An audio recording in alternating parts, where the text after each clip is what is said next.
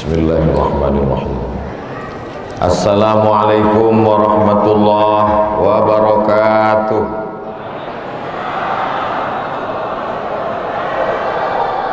Alhamdulillahi rabbil alamin. Wassalatu wassalamu ala ashrafil khalqi ajma'in. Sayyidina wa maulana wa syafi'ina wa dhukhrina wa barakatina Muhammadin wa ala alihi wa sahbihi wa man tabi'ahu ila yaumiddin. Subhanaka la ilma lana illa ma 'allamtana innaka antal alimul hakim.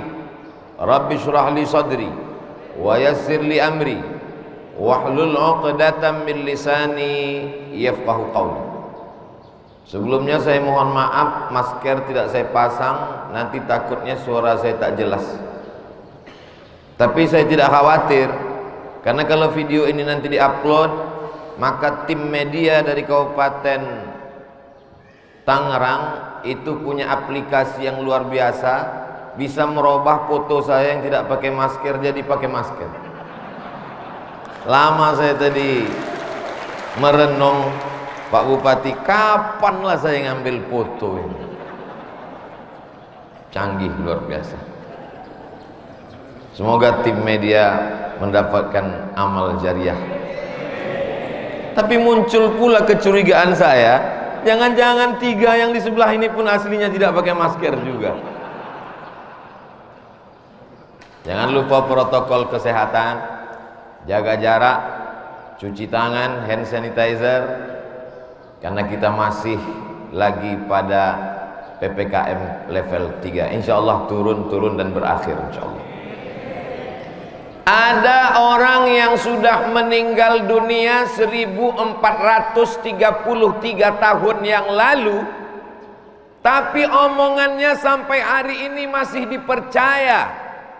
Sementara ada manusia yang sudah hidup, masih hidup, tapi omongannya tak dipercaya. Jangankan orang di luar negara, tetangganya pun tak percaya. Ada orang yang sudah meninggal dunia 1433 tahun yang lalu, masih bisa mengumpulkan manusia pada hari kelahirannya.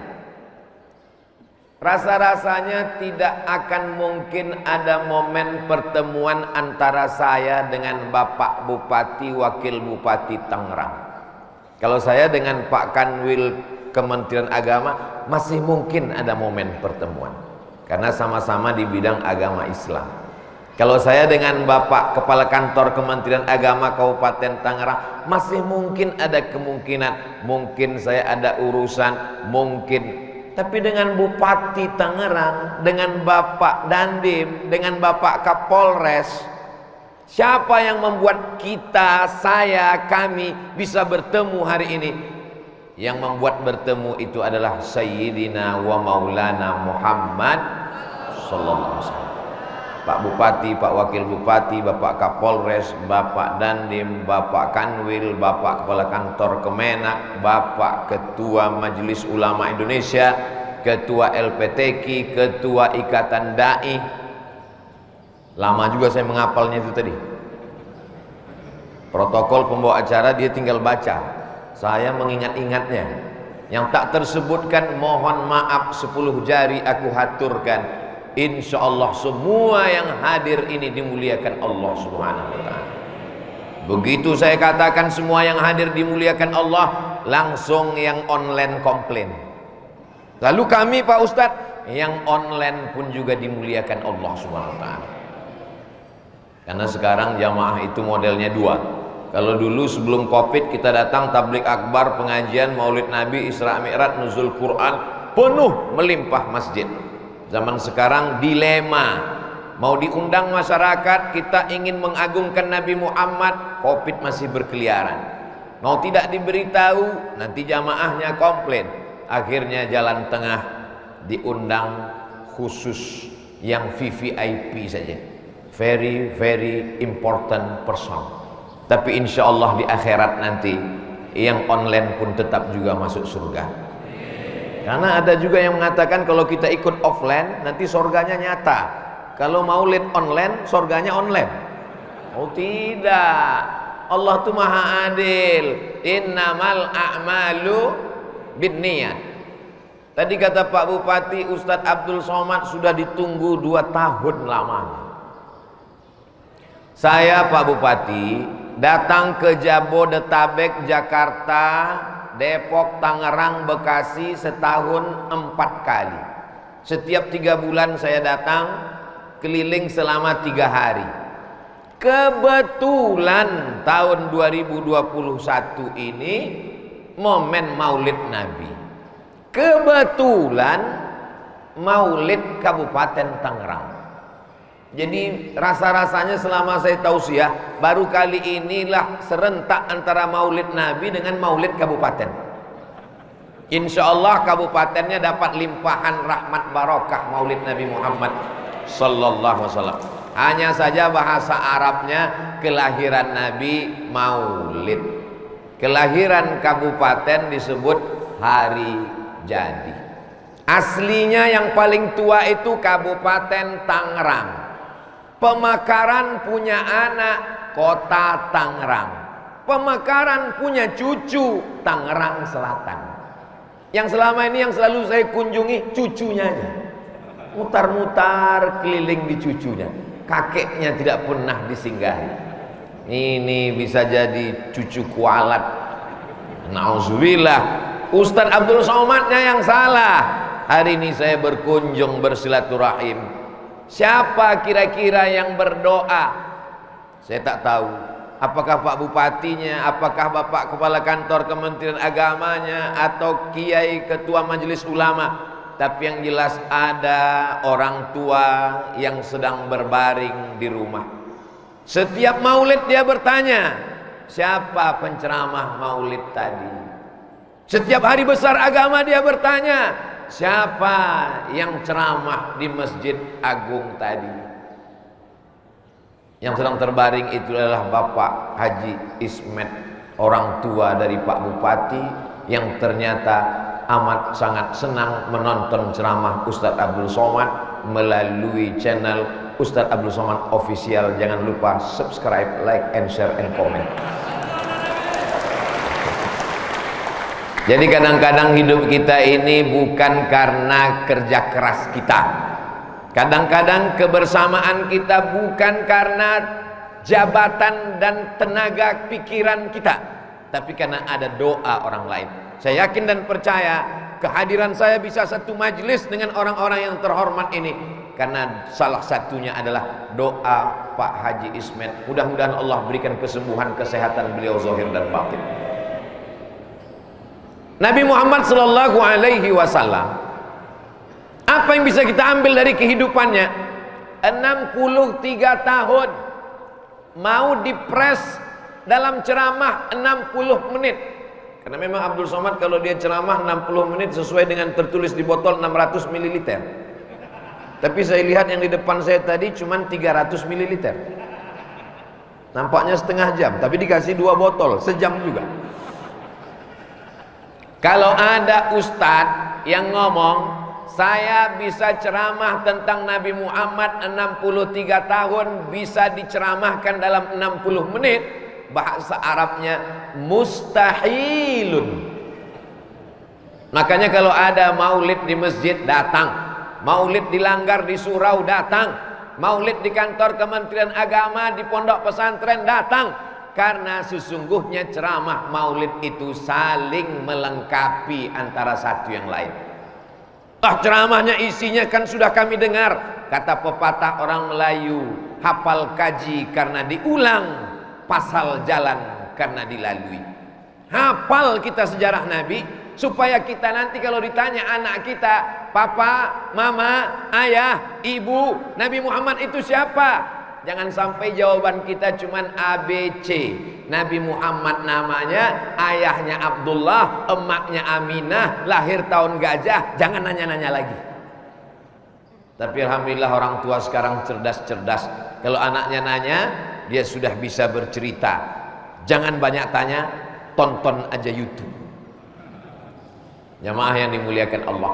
Lalu pada waktu yang singkat ini apa yang dapat disampaikan Abdul Somad tentang Sayyidina wa Maulana wa Syafi'ina Muhammad sallallahu alaihi wasallam? Yang pertama, Nabi membangun peradaban. Bahasa Inggrisnya civilization, bahasa Arabnya hadarah. Diambil dari kata Madinah, disebut dengan tamadun. Lawan dari kata Madinah, Madaniyah, tamadun adalah badawah. Orang badawah berpindah-pindah nomaden dalam hutan, tak punya rumah, pindah ke hutan ini, bakar hutan ini, tidak meninggalkan peradaban apa-apa. Orang yang tinggal di gurun pasir, ternak kambing, buat kemah, punya anak, pindah lagi, tidak meninggalkan apa-apa. Tapi Nabi Muhammad SAW membangun peradaban di kota Al-Madinah Al-Munawwarah. Hanya saja jumlah penduduknya tidak sebanyak Kabupaten Tangerang.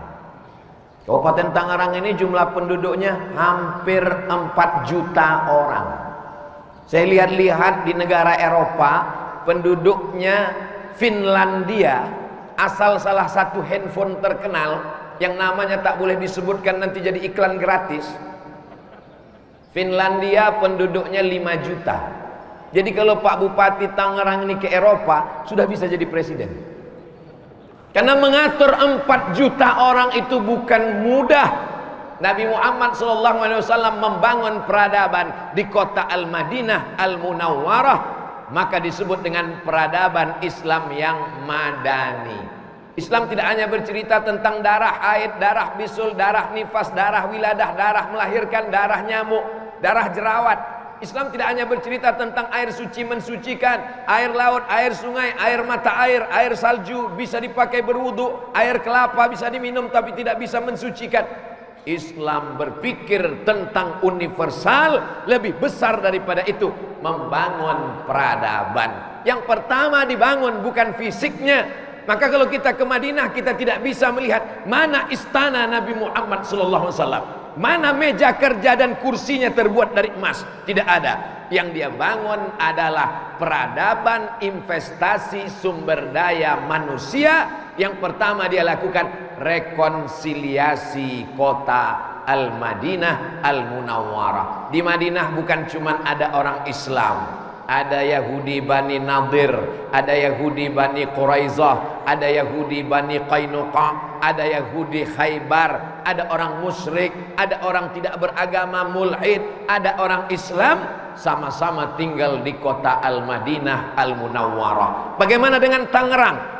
80.000 orang datang menggantungkan nasibnya setiap tahun ke kota Tangerang. Jadi kalau 1 tahun 80.000 orang, 2 tahun, 3 tahun, 10 tahun, berapa banyak orang datang kemari? Siapa saja yang datang menggantungkan nasibnya ke Tangerang? Dari Aceh sampai Papua. Ustaz Somad kalau mau melihat miniatur NKRI, datanglah ke Tangerang. Satu sisi ini menjadi sumber daya manusia yang luar biasa. Tapi kalau ini tidak ditata, dimanajer dengan baik, na'udzubillah, dia bisa menjadi sumber konflik. Karena kita terdiri dari beda agama, beda suku, beda kebiasaan, beda adat istiadat. Orang Aceh dengan orang Papua tak sama. Saya merasakan itu Pak Bupati. Ceramah saya ke Aceh disambut dengan pesejuk. Pesejuk itu daun-daun pohon-pohon dicabut, diikat, akarnya dimasukkan ke air, disiramkan ke saya duduk. Lalu kemudian mereka ambil pulut kuning dengan ayam, disuapkan ke mulut saya. Yang nyuapkan dari mulai bupati, wali kota, kepala. Saya tengok, wah kenyang juga ini. Begitu cara orang Aceh memuliakan tamu. Pergi saya ke Sumatera Barat, lain lagi caranya. Bagaimana? Mereka ambil piring, dia pun tari. Oh begini caranya, tari piring dari Sumatera Barat. Pergi saya ke Kalimantan, begitu turun dari pesawat, langsung dikasih golok panjang. Saya tanya untuk apa? Nanti Ustadz akan mencincang tebu berwarna hitam. Tapi syaratnya Ustadz, sekali cincang mesti putus. Kalau tidak putus, pulang lagi. Saya yakin kan tajam nggak golok ini. Begitu sampai di Papua, turun di Sorong Airport, maka langsung dihadapkan dengan piring besar bergambar burung kasuari, burung cendrawasih. Apa ini? Ternyata piring yang besar ini nanti akan diinjak dan akan disambut oleh tarian anak-anak kecil, tarian Papua. Begitu kekayaan tradisi yang luar biasa. Ini kalau tidak ada pemimpin yang mengerti rekonsiliasi seperti yang diajarkan Sayyidina wa Maulana Muhammad sallallahu alaihi wasallam, maka kita akan hancur lebur. Belanda masuk ke negeri kita bukan karena dia kuat. Sampai hari ini Belanda negeri yang kecil, tapi karena divide et impera, karena adu domba, sehingga antar suku, antar agama kacau balau. Tapi alhamdulillah berkat rahmat Allah subhanahu wa ta'ala dan keinginan bangsa Indonesia yang luhur, dengan ini menyatakan kemerdekaannya, kita diikat dalam bingkai Negara Kesatuan Republik Indonesia yang berpegang pada Pancasila, sila yang pertama, ketuhanan yang Maha Esa. Oleh sebab itu tidak ada tempat bagi orang yang tidak bertuhan di Negara Kesatuan Republik Indonesia. Islam yang pertama mengajarkan melalui Nabi Muhammad SAW adalah persatuan antar umat. Sesama Islam, ukhuwah Islamiyah, diikat oleh asyhadu an la ilaha illallah wa asyhadu anna Muhammadan Rasulullah. Sesama sebangsa setanah air, ada Sunda, ada Betawi, ada Batak, ada Minangkabau, ada Jawa, maka diikat dia dengan Negara Kesatuan Republik Indonesia. Dalam masalah beda agama, jelas kalau sudah terkait dengan akidah, wala ana abidum ma abadtum wala antum abiduna ma a'bud lakum dinukum waliyadin. Tapi kalau sudah terkait dengan urusan sosial, tolong menolong, wa ta'awanu 'alal birri wat taqwa, tolong menolong dalam kebaikan, maka Islam amat sangat toleran. Wa ma arsalnaka illa rahmatan lil alamin. Islam tidak mengatakan wa ma arsalnaka illa rahmatan lil muslimin, tidak. Wa ma arsalnaka illa rahmatan lil mu'minin, tidak. Wa ma arsalnaka illa rahmatan lil arab, tidak. Wa ma arsalnaka illa rahmatan lil alamin.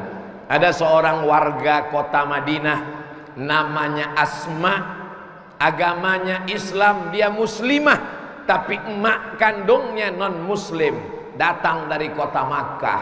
Kerinduan seorang ibu yang tidak Islam ternyata tidak bisa dibendung cinta kasih sayang. Anak yang dikandung 9 bulan 10 hari, disusukan 2 tahun, perbedaan keyakinan membuat si ibu tetap datang 8 hari 8 malam naik onta dari kota Makkah ke kota Madinah. Anaknya takut mau jumpa.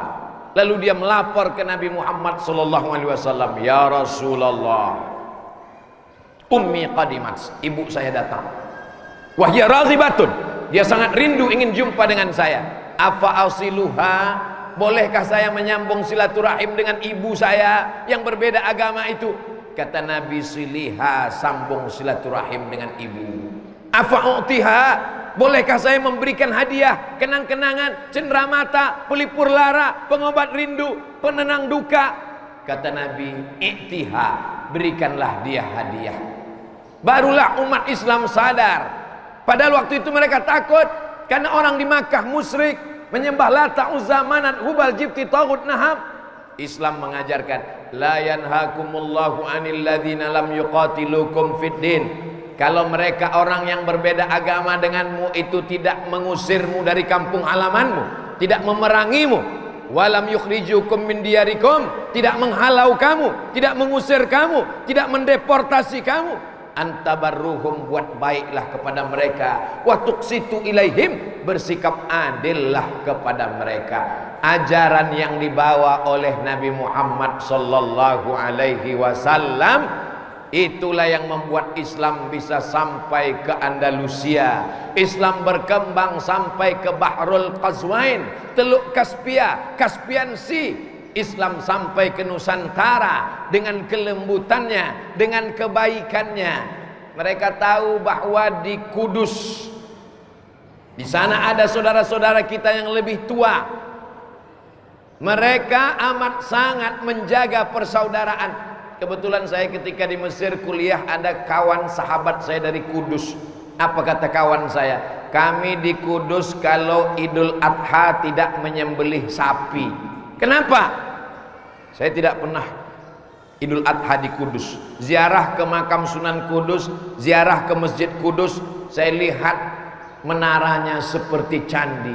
Kenapa bisa begini? Supaya melihat lokal wisdom, kebijaksanaan lokal, sehingga ketika melihat bangunannya mereka menjadi familiar. Oh, ini menaranya bukan bangunan yang baru, bukan bangunan yang aneh, tidak menakutkan, sama seperti punya nenek moyang kami yang dirubah hanya isinya yang ada di dalam, yang sebelumnya tidak menyembah Allah lalu kemudian dirubah menjadi la ilaha illallah Muhammadur Rasulullah sallallahu alaihi wasallam. Kebijaksanaan Wali Songo, para sunan diambil dari kata tangan yang disusun-susun. Ketika bertemu maka kita menghormati dan muliakannya dengan susunan. Kita susun tangan memuliakan dan menghormati mereka, karena kemuliaan mereka adalah pewaris para nabi yang diutus Allah Subhanahu wa taala. Setelah Nabi Muhammad SAW meninggal, la nabiyya ba'dah, tapi pelanjut risalah ada. Itulah dia al ulama warasatul anbiya. Datang ulama dari jazirah Arab, singgah sebentar mereka di India, lalu kemudian mereka sampai ke Nusantara. Ada pula yang mengatakan dari Hadramaut Yaman langsung ke Nusantara. Sampai hari ini kita mewarisi ajaran Nabi Muhammad sallallahu alaihi wasallam. Hari ini bukan sekedar masyarakat Tangerang, tapi pemerintah daerah, forum komunikasi pimpinan daerah, dari polisi, TNI, pengadilan, Kementerian Agama, Majelis Ulama, semuanya. Maka ini menunjukkan, kata Abdurrahman Ibnu Khaldun, ar-ra'iyah ala dini mulukihim. Rakyat itu mengikut agama raja-rajanya. Kenapa mudah diislamkan negeri Pasundan? Karena raja-rajanya bersyahadat. Kenapa mudah diislamkan Pulau Jawa? Karena sultan-sultan Demak bersyahadat. Kenapa masyarakat Tangerang insya Allah cinta kepada maulid? Karena Pemdanya membuat maulid. Kalau tidak dibuat maulid ini nanti masyarakat bingung-bingung. Pemerintah tidak membuat maulid, Pak Camat nggak suka maulid, Pak Bupati nggak suka maulid, nonton TV acaranya ceramahnya melarang maulid, nonton YouTube ceramahnya ustadznya mengatakan maulid bid'ah. Kalau sudah bid'ah berarti dolalah, kalau dolalah berarti masuk neraka. Kalau maulid adalah bid'ah berarti yang buat acara maulid masuk neraka, yang ngundang masuk neraka, yang diundang masuk neraka, yang mendengar masuk neraka, yang paling panas nerakanya yang ceramah. Tapi begitu langsung Pak Bupati buat maulid, maka orang tidak bisa membantah. Kenapa? Ati'ullah, ta'ala kepada Allah, wa ati'ur Rasul, ta'ala kepada Rasulullah, wa ulil amri, pemimpin. Siapapun yang membid'ahkan maulid, kalau sudah pemimpinnya buat maulid, maka ustadz yang ceramah membid'ahkan itu sudah tidak bisa lagi melawan. Kenapa? Karena dalam keyakinan mereka sendiri ada doktrin wajib mengikut kepada pemimpin. Jadi nanti pengurus-pengurus masjid, kalau di daerah situ ada orang membid'ahkan maulid, jangan undang Abdul Somad, karena Abdul Somad sudah diejek sebagai UAS, ustadz ahli syubhat. Karena selalu buat acara bid'ah, maulid bid'ah, Isra Mi'raj bid'ah, nyambut 1 Muharram bid'ah, nuzulul Quran bid'ah, acara haul wali-wali bid'ah. Caranya mudah saja, undang bupati, hilang bid'ahnya. Karena mereka punya doktrin kalau ulil amri yang melaksanakan maka tidak bid'ah. Itulah sudah lama saya pikirkan. Kalau berdebat siapa yang paling tegang urat lehernya, itulah yang paling menang. Berdebat masalah buku, siapa yang paling banyak kitabnya, itulah yang menang. Debat yang paling simple, mudah saja. Hadirkan bupati, hilang bid'ahnya. Jamaah yang dimuliakan Allah Subhanahu wa taala. Ini ustadz ceramah mengada-ngada atau pengalaman betul real di tengah masyarakat? Real. Ada satu kelompok orang nggak mau maulid. Maulid bid'ah. karena tidak pernah dibuat Nabi, maka perbuatan itu menjadi penyebab kita melakukan perbuatan dolalah. Kalau sudah dolalah, sesat, berarti masuk neraka. Tiba-tiba tak ada angin, tak ada hujan, yang ceramah di masjid itu adalah orang yang membid'ahkan maulid. Semuanya heran, ini orang selama ini membid'ahkan maulid, kenapa tiba-tiba dia mau ceramah? Ditelusuri, dicari-cari, baru dapat jawabannya. Ternyata yang nyuruh dia ceramah adalah bupati. Nah, jadi nanti boleh juga dites Pak Bupati, cari ustadz yang membid'ahkan maulid, suruh dia ceramah. Pas dia nolak, enggak mau, karena maulid ini bid'ah, bacakan ayatnya, atiullah wa atiur rasul wa ulil amri. Ini ulil amri, ceramah.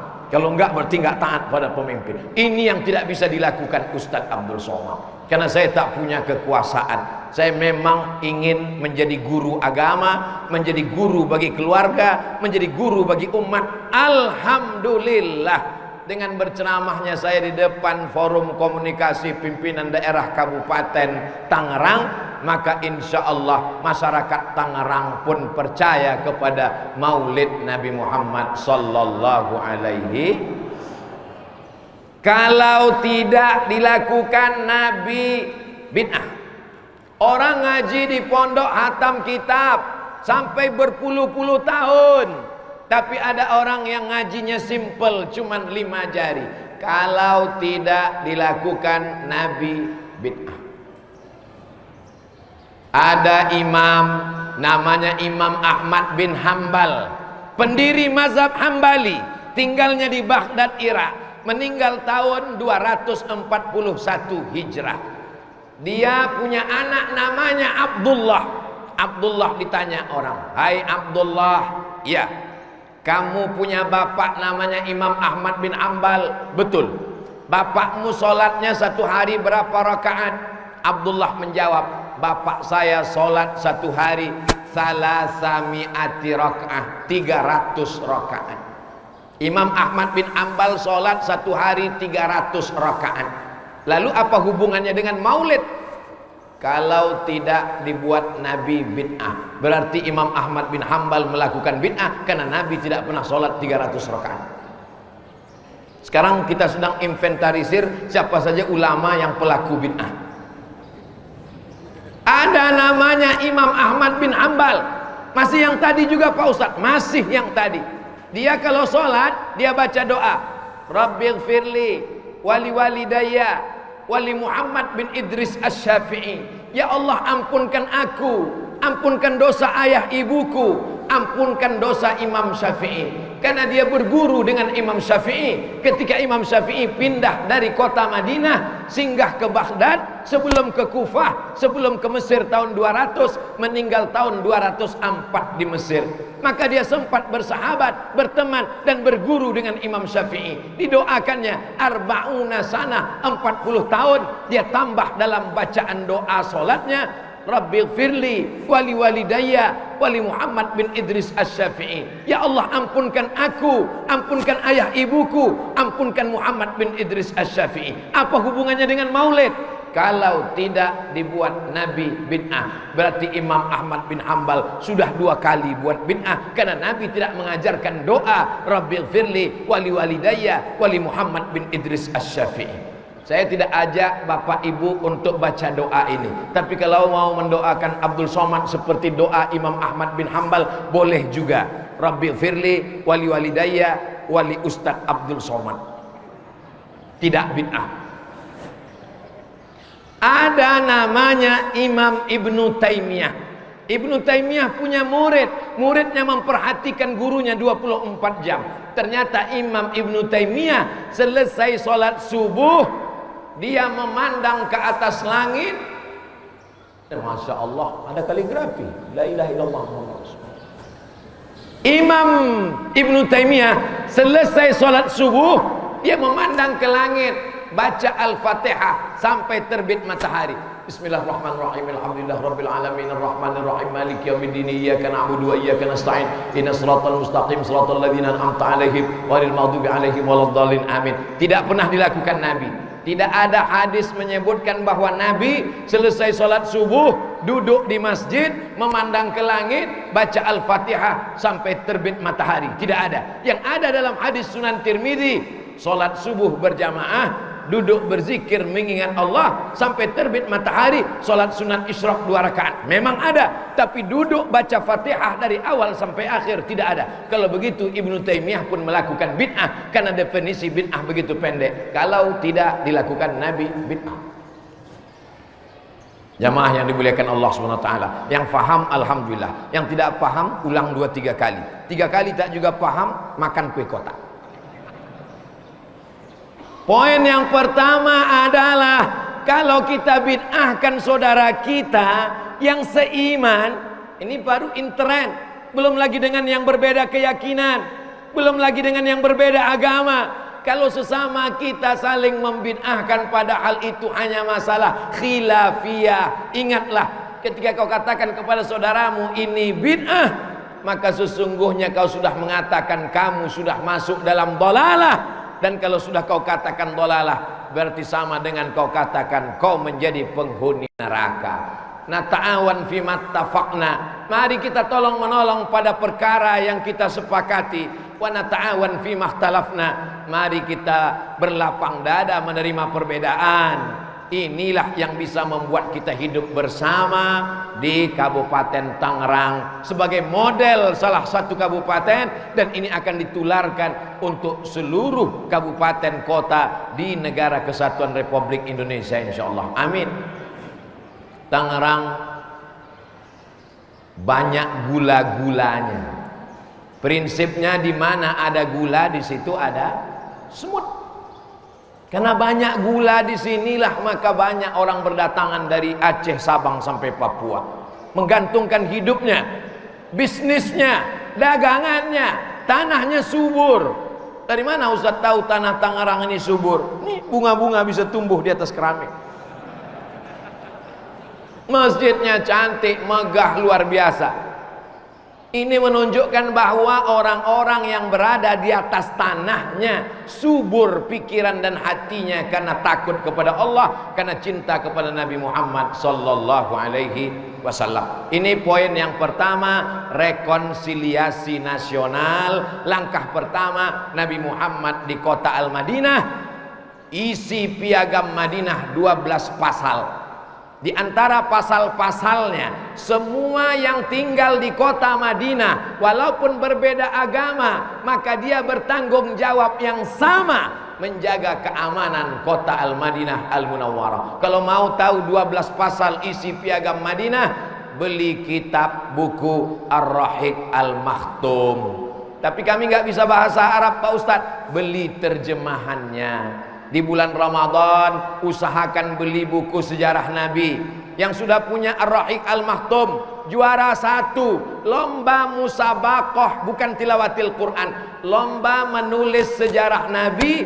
Juara 1-nya orang India, namanya Sofiyur Rahman Al-Mubarakfuri, sudah diterjemahkan ke dalam bahasa Indonesia. Saya nggak mau yang pakai bahasa Arab, terjemahnya ada. Kalau yang lain Pak Ustadz, Hayatu Muhammad Hussein Haikal sudah diterjemahkan juga ke bahasa Indonesia. Saya mau yang kitab klasik Pak Ustadz, Asy-Syama'il Al-Muhammadiyah, yang dibaca oleh para kiai dan habaib di pondok-pondok pesantren, ditulis oleh Imam Abu Isa Ibni Saurah At-Tirmidzi, yang menulis kitab Sunan At-Tirmidzi, Jami' At-Tirmidzi. Saya mau kitab yang lain Pak Ustadz, yang berbahasa Inggris Pak Ustadz, History of Prophet Muhammad, ditulis oleh Karen Armstrong, tidak Islam, tapi dia tertarik dengan pribadi Nabi Muhammad sallallahu alaihi wasallam. Buku pertama dia tulis History of God, sejarah Tuhan. Kemudian dia tulis berikutnya History of Muhammad sallallahu alaihi wasallam. Buku itu bestseller, sudah diterjemahkan juga ke bahasa Indonesia. Bulan Maulid ajak anak ke toko buku, belikan buku, sehingga nanti ketika kita mati menghadap Allah, dia buka lemari buku, dia meneteskan air mata melihat buku yang pernah kita belikan dulu untuk dia. Ternyata ayahku tidak hanya menyiapkan sewa rumah, tidak menyiapkan kos-kosan, tidak menyiapkan sekolah, tapi menyiapkan buku bacaan. Dilihatnya bacaan buku-buku ayahku dulu, menetes air matanya karena plastiknya masih ada, belum pernah dibuka. Insya Allah anak cucu kita akan membukanya. Jangan sampai nanti kita mati, dibukanya lemari, lalu dia lihat, oh ternyata koleksi VCD dangdut bapakku banyak juga. Bapak Ibu yang dimuliakan Allah Subhanahu wa taala. Ini poin yang pertama, ajarkan tentang kebersamaan. Yang kedua, apa yang dibangun oleh Nabi Muhammad SAW? Yang dibangunnya adalah masjid. Bukan masjid duluan. Dibangun pertama persaudaraan. Setelah persaudaraan baru bangun masjid. Karena tidak mungkin membangun masjid kalau dasarnya tidak ukhuwah persaudaraan. Masjidnya satu, imamnya satu, khotibnya satu, bilalnya satu, tapi hatinya pecah. Masuk masjid, tahsabunahum jami'an, kau sangka mereka satu, wa qulubuhum syatta, tapi hati mereka sudah hancur, berkeping, bercerai-berai. Ini kita jaga persatuan umat. Antara khilafiyah kita lapangkan dada dengan mengkaji perbedaan mazhab. Matangkan dulu mazhab Syafi'inya.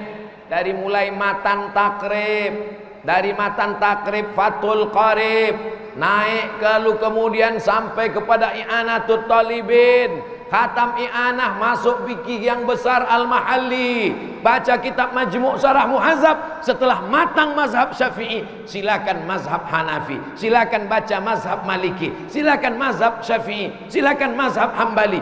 Tapi kuatkan dulu mazhab Syafi'i supaya orang punya pendirian.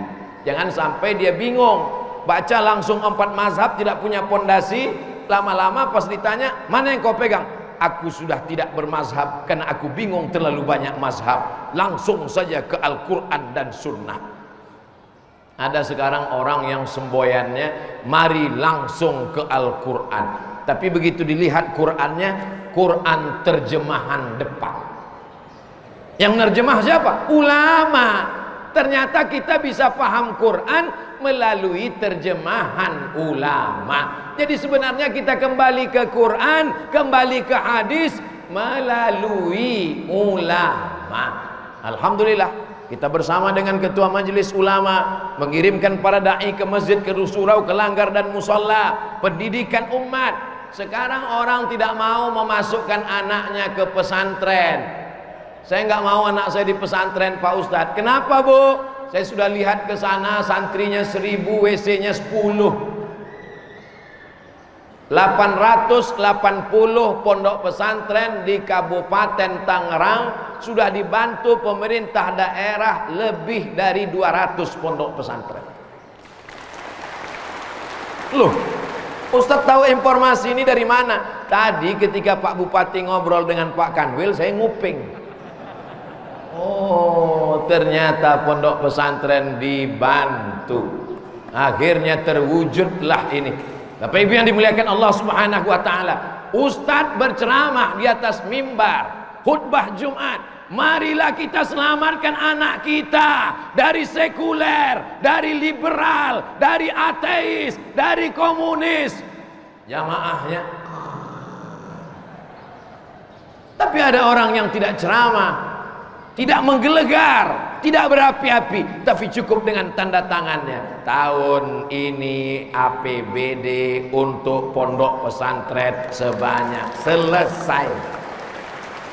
Lihat kemana arah tanda tangannya. Kalau tanda tangannya ke atas berarti menara masjid pesantren. Kalau tanda tangannya ke bawah berarti WC, selesai. Segenggam kekuasaan di tangan, pakai untuk menolong agama Allah Subhanahu wa taala. Jangan nanti setelah tidak ada jabatan, setelah pensiun, datang ke masjid, acara maulid, selesai pengajian, ngejar Ustadz Abdul Somad. Ustadz Abdul Somad, apa yang bisa saya lakukan? Bapak masih aktif, baru saja pensiun. Baca Yasin aja lah, Pak. Yang pensiun jangan tersinggung, karena jantung sudah tidak normal. Tapi bukan berarti orang yang tidak punya jabatan tidak bisa berbuat. masih bisa aktif di masjid, mengelola anak-anak muda, dididik, ceritakan pengalaman masa lalu. Yang saya ceritakan bukan ingin menjatuhkan dan menaikkan orang, saya hanya ingin mengajak, berbuatlah ketika tanda tanganmu masih laku, berbuatlah untuk agama Allah Subhanahu wa ta'ala. Kalau kita bantu pembangunan pesantren, di sana ada anak-anak yang sekolah, yang belajar, yang baca kitab, yang hafal Quran. Kita tidak hafal Quran, kita tidak bisa baca kitab, tapi mereka akan menyebarkan agama, mengalir pahalanya untuk kita sampai hari kiamat. Jabatan tidak lama, jabatan paling lama 2 periode. Setelah itu kita pun akan berakhir. Tapi ada yang kekal abadi. Apa dia? Pondok pesantren akan kekal abadi. Ada penyakit yang paling berbahaya, PPS, Post Power Syndrome. Dulu sebelum kita datang disambut orang pakai rebana, Tala'al badaru alaina. Dulu sebelum kita datang sudah dibuatkan baleho besar-besar. Ini contohnya. Dulu sebelum kita datang sudah disiapkan umbul-umbul. Tapi begitu kita tidak ada jabatan, orang tidak menegur, orang tidak menyapa, tidak ada baleho, tidak ada umbul-umbul, kena psikologis kita, down, stres, stroke, depresi, mati dalam kesendirian, kesunyian. Tapi kalau pondok pesantren kita bantu, sampai mati santri-santri itu akan ingat. Mereka akan doakan kita, mereka akan kenang, karena kiainya berkata, Bupati inilah dulu yang membangunkan WC sehingga kalian enggak kebelet pagi-pagi. Inilah dulu yang menolong. Diknas tidak sama dengan Kementerian Agama. Kenapa? Karena Diknas itu sekolahnya lebih banyak. Sedangkan Kementerian Agama santrinya dengan sekolah swasta lebih banyak. SMP negeri, SD negeri, SMA negeri. Sedangkan ini swasta. Di Diknas yang berkuasa itu adalah kepala dinas. Sedangkan di pondok pesantren di Kementerian Agama ada yang lebih berkuasa daripada kanwil dan kepala kantor. Siapa? Kiai. Maka fenomenanya tidak sama. Di Diknas, satu universitas yang di bawah Diknas anggarannya sama dengan 14 IAIN zaman dulu. Bayangkan itu. Apa yang bisa kita bangun dengan anggaran? Yang cerita ini siapa? Salah seorang menteri agama cerita ke saya, Ustadz Somad, bayangkan satu universitas di bawah Diknas anggarannya sama dengan 14 IAIN sebelum ada UIN dulu. Apa yang bisa kita bangun dengan sebegitu? Maka dengan adanya support dari bupati, wali kota, gubernur, APBD, tidak hanya mengharapkan dana dari atas, ini amal jariah. Abdul Somad insya Allah dapat juga sekian persen dari amal itu. Karena dia menyampaikan, karena ini ditonton videonya. Walaupun nampaknya saya ceramah di Kabupaten Tangerang, tapi insya Allah akan ditonton oleh bupati-bupati yang lain insya Allah. Begitu bupati itu nonton maulid di Kabupaten Tangerang, dia nonton kebetulan di meja kantor pas mau nanda tangani proposal bantuan pesantren, pakai tanda tangan menolong, langsung ditanda tangan. Amin. Bapak Ibu yang dimuliakan Allah Subhanahu wa taala, sab'atun, 7 golongan, yuzilluhumullah, yang akan dapat naungan Allah, yauma la zilla illa zilluh. Hari itu tak ada naungan kecuali naungan Allah Subhanahu wa taala. Bukan ustaz, bukan Ustaz Abdul Somad yang pertama dapat naungan nanti. Siapa dia? Al-Imamul Adil, imamun adilun, pemimpin yang adil, yang peduli kepada agama Allah Subhanahu wa taala. Apa kata Imam Ahmad bin Hanbal, Imam Hambali? Seandainya doamu cuma satu dan doa itu makbul, maka mintalah satu, mintalah pemimpin yang adil. Karena kalau kau minta istri solehah yang menikmatinya cuma kamu, tak mungkin istrimu bisa dinikahi orang lain, kecuali kalau kau mati dan pacar dia menyanyikan lagu Kutunggu Jandamu. Kalau kau punya suami yang soleh, bu, suami ibu soleh, ibu berdoa, berikan aku suami yang soleh, paling itu suami soleh cuman untuk ibu. Ibu tidak akan mungkin mau suami ibu dibagi kepada orang lain. Pasti ibu akan marah. Hei pelakor, pengganggu laki orang. Tapi kalau kau punya bupati yang adil dan amanah, insya Allah 4 juta orang itu dan anak-anak itu mendapatkan keadilannya insya Allah. Jadi sebenarnya penghargaan, sertifikat, apapun nama yang diberikan tadi oleh Pak Kanwil, itu hanya sebagai simbolis. Ada penghargaan yang lebih besar daripada Allah Subhanahu wa taala, yaitu yang tak putus dengan kematian, namanya amal jariah. Jariah mengalir. Ustaz Abdul Somad ceramah, iza matal insan, kalau Abdul Somad mati putus. Assalamualaikum warahmatullahi kepada seluruh masyarakat Kabupaten Tangerang, hadiri tablik akbar acara nuzul Quran 17 Ramadan yang akan disampaikan ceramahnya oleh almarhum Abdul Somad. Tak ada orang datang. Ibu-ibu yang rajin baca Yasin meninggal, putus. Bapak-bapak yang rajin sholat duha meninggal, putus. Tapi ada yang kekal abadi. Siapa yang membangun masjid ini dulu, walaupun dengan APBD Pemda, tapi dengan tanda tangan saat berkuasa. Hari ini kita sholat subuh, duha, zuhur, asar, maghrib, isya, mengalir pahalanya sampai hari kiamat. Orang yang cerdas, smart. Sekarang banyak yang smart itu bukan orangnya, smartphone, handphonenya yang cerdas. Orangnya tidak seimbang dengan kecerdasan handphonenya. Handphonenya azan 1 hari 5 kali. Yang punya handphone nggak pernah masuk masjid walaupun sekali. Ganti saja handphonemu dengan handphone jadul. Nabi membangun masjid. Ada orang ingin memberikan tanah wakaf. Ya Rasulullah, ambillah tanah wakaf ini ya Rasulullah. Nabi tidak mau. Tanah itu dibeli oleh Nabi. Lalu Nabi membangun masjid, dan tanah itu tidak diwariskannya kepada anaknya Sayyidatuna Fatimah. Anak Nabi yang 3 perempuan meninggal, anaknya yang 2 laki-laki meninggal. Setelah Nabi meninggal, anaknya tunggal tinggal sendiri, Fatimah. Tapi Fatimah tidak mewarisi tanah masjid itu karena dia sudah menjadi tanah wakaf, diwakafkan oleh Nabi Muhammad sallallahu alaihi wasallam. Tapi cerita masalah wakaf ini perlu banyak yang diperbaiki. Kadang bapaknya bagus, ibunya solehah, diwakafkan tanah ke kiai, diwakafkan ke Badan Wakaf Indonesia BWI.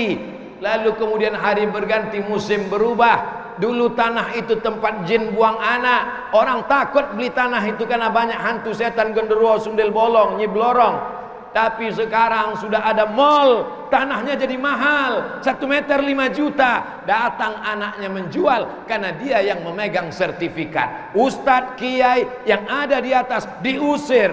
Maka perlu kita tertibkan wakaf, pergi ke kantor KUA untuk membuat namanya akta ikrar wakaf. Saya beberapa kali menjadi saksi akta ikrar wakaf. Bapak yang mewakafkan tanah, betul. Ini yayasan sebagai nazir, betul. Buatkan akadnya. Saya wakafkan tanah saya ini, luasnya 1 hektar untuk pondok pesantren tunai. Saya terima, disaksikan oleh Ustadz Abdul Somad dan kaum muslimin. Langsung keluar akta ikrar wakaf. Kalau sudah diwakafkan, la yuhabu, tak bisa dihibahkan, wala yuba'u, tak bisa diperjualbelikan, wala yurasu, tidak bisa diwariskan. Mudah-mudahan selesai acara Maulid Nabi, semuanya ke kantor KUA insyaallah. Amin. Ibu nanti kalau bapak ke KUA jangan marah. Mau kemana pak? Mau ke KUA? Mau kawin lagi? Bukan. Mau mengurus akta ikrar wakaf. Ini tanah-tanah di Tangerang zaman dulu mungkin orang takut, tidak ada nilainya. Tapi sekarang kota Tangerang menjadi kota metropolitan. Banyak tanah-tanah yang potensi wakafnya luar biasa. Bercerita tentang wakaf, zaman Nabi, wakaf adalah salah satu sumber pendapatan pemerintahan Nabi Muhammad sallallahu alaihi wasallam. Ada namanya Masjid Baitullah, tapi di dekat Baitullah ada juga namanya Baitul Mal. Mal artinya harta. Baitul Mal isinya ada 7. Apa dia? Wakaf, zakat, infak, sedekah, wasiat, hibah, ghanimah. Jadi umat Islam tidak hanya sekedar Baitullah tegak rukuk sujud, tapi juga ada Baitul Mal. Sekarang kita tidak punya Baitul Mal, tapi kita apa namanya? Basnas, Badan Amil Zakat Nasional. Zakat potong atas. Ustadz yang ceramah, bayarlah zakat, bayarlah zakat. Orang tidak mau bayar zakat, tapi dengan singkat, tanpa panjang lebar, tidak mengeluarkan suara, tidak berapi-api, singkat saja. Semua PNS bayar zakat, yang nggak mau mutasi, selesai. Dengan potensi zakat kita bisa bantu pondok pesantren. Biaya dana hibah mengerikan. Berapa banyak kepala daerah ditangkap KPK, masuk penjara gara-gara hibah tidak pada tempatnya. Tapi pondok pesantren bisa diselamatkan melalui apa? Melalui zakat. Lalu dari asnaf yang mana pondok pesantren dapat? Innamas shadaqatu lil fuqara wal masakin wal amilina 'alaiha wal mu'allafati qulubuhum wa fir riqab wal gharimin wa fi sabilillah wa ibnis sabil. Saya sangka bel waktu sudah habis. Ada anak yatim, fakir miskin, du'afa, bapaknya meninggal, ibunya buruh cuci, tidak bisa dibantu dengan anggaran daerah karena keterbatasan dari pusat, dibantu dengan zakat. Apalagi di Tangerang banyak perusahaan-perusahaan, PT-PT, maka ini potensi zakat luar biasa kalau dibangkitkan. Ini merupakan aset investasi yang paling besar dan paling hebat adalah investasi sumber daya manusia. Investasi emas berakhir, investasi minyak berakhir. Saya pergi ke salah satu kabupaten, rumah cantik-cantik, bagus-bagus, tapi sekarang sudah berlumut dan retak-retak. Ini dulu kan tempat komplek rumah orang kaya. Betul Pak Ustadz. Kenapa rumah cantik bagus ditinggalkan? Karena sumur minyak sudah kering, tidak lagi ada minyak. Sumber daya alam yang tidak dapat diperbaharui. Tapi sumber daya manusia, pondok pesantren bisa kita cas. Yang selama ini mereka hanya belajar nahu, sharaf, balaghah, ma'ani, mantik, bayan. Maka kita bisa masukkan entrepreneur muda, tertarik dengan dunia bengkel, bisnismen, entrepreneur, dagang, jual beli. Ini membuat pondok pesantren menjadi kuat. Kenapa Ustadz singgung pondok pesantren? Karena tadi pembicaraan dengan Pak Kanwil dan Pak Bupati, katanya inilah bupati yang kiai, kata beliau, bupati dan kiai. Saya kira kiai karena pakai sarung saja, tapi keputusan-keputusannya, oh ini kalau ada buah berarti lama ceramahnya. Jamaah yang dimuliakan Allah Subhanahu wa taala. Innallaha watirun, Allah maha ganjil. Yuhibbul witra, dia suka pada yang ganjil. Maka saya ingin tinggalkan kenang-kenangan yang ganjil 3. Yang pertama, jaga rekonsiliasi umat sebagaimana Nabi sampai ke Madinah. Yang kedua, bangun masjid, tidak hanya bangunannya tapi juga pengisinya. Siapa khotibnya, siapa ulamanya, siapa pengajarnya. Masjidnya bagus tapi kalau kosong tak ada hidayah. Itu yang dikatakan Nabi tanda hari kiamat. Wa masajiduhum amirah. Masjidnya cantik dan megah tapi kosong dari hidayah, tak ada pengajian. Oh, Ustaz ingin menyindir Masjid Al-Amjad? Tidak. Masjid Al-Amjad kajiannya luar biasa. Ustaz tahu dari mana? Dari daftar penceramah yang dipajang. Ada pengajian rutin. Siapa yang akan mengajar? Bukan ustadz dadakan, bukan tiba-tiba jadi ustadz, yang dididik, digembleng oleh kiai, ajengan, ulama, buya di pondok pesantren. Maka membangun masjid mesti satu paket dengan pesantrennya. Yang terakhir, yang ketiga adalah ada doa dari orang-orang yang susah. Dakwatul fuqara.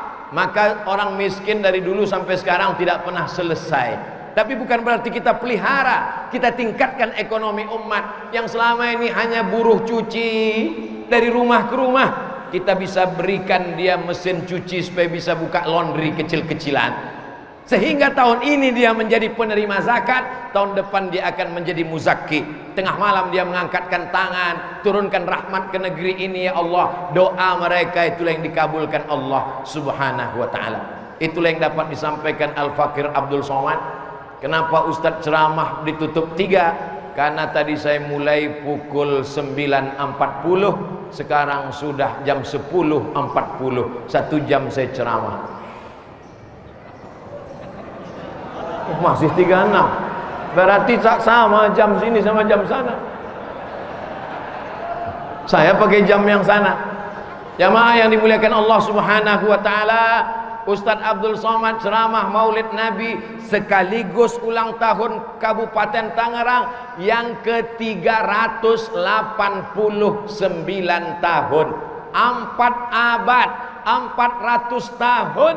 Maka 400 tahun ini bukan sembarangan, bukan masa yang sebentar, termasuk kota-kota yang tua di Indonesia. Maka ini menjadi kewajiban kita bersama untuk menjaganya. Mudah-mudahan Allah jadikan kota Kabupaten Tangerang baldatun thayyibatun. Baldatun thayyibatun, negerinya bagus, tapi belum tentu warabbun ghafur, karena Allah tak berikan ampunan. Tapi kalau sudah baldatun thayyibatun wa rabbun ghafur, syaratnya banyak, tapi syarat yang pokok yang kuat, insya Allah kita jaga persaudaraan antar mazhab, antar ormas, antar aliran, sama-sama ahlu sunnah wal jamaah. Setelah itu masjidnya tidak hanya dibangun fisiknya, tapi juga pengisinya, pengajiannya berkualitas.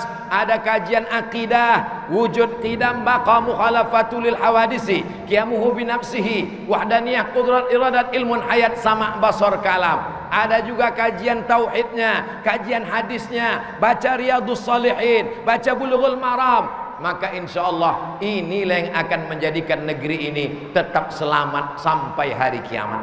Walau anna alal qura amanu, kalau penduduk Kabupaten Tangerang amanu, beriman, wattaqau, takut kepada Allah, la fatahna alaihim barakatin, kami akan turunkan barokah-barokah minas sama, dari langit turun barokah, wal ard, dari bumi turun barokah. Walakin kadzabu, tapi kalau mereka mendustakan ayat-ayat kami, meninggalkan ulama kami, meninggalkan masjid kami, akhaznahum, kami cabut barokah itu, kata Allah Subhanahu wa taala. Ternyata di Kabupaten Tangerang kalau kita ceramah langsung qabul, cerita barokah, hujan pun langsung turun. Ada jamaah yang senang dengan turunnya hujan, ada juga yang susah hati karena tadi lupa helmnya telentang. Tapi insya Allah semuanya tetes puluh keringat, air mata, segala macam kesulitan, langkah kaki, hayunan tangan, semuanya bernilai jihad fisabilillah. Man kharaja fi talabil ilmi, siapa yang keluar rumah dengan niat menuntut ilmu, fahuwa fi sabilillah, maka dia sama seperti orang yang berjihad fi sabilillah hatta yarji'a, sampai dia pulang ke rumahnya masing-masing. Itulah yang dapat saya sampaikan. Aqulu qauli hadza astaghfirullah li wa lakum. Saya sampaikan terakhir ucapan selamat hari jadi Kabupaten Tangerang yang ke-389 tahun. Semoga kabupaten ini selalu mendapatkan rahmat, barokah dan lindungan Allah Subhanahu wa taala. Terima kasih segala perhatian. Mohon maaf segala kesilapan dan kekhilafan. Wallahul muwaffiq ila aqwamit thariq. Wassalamu alaikum warahmatullahi wabarakatuh.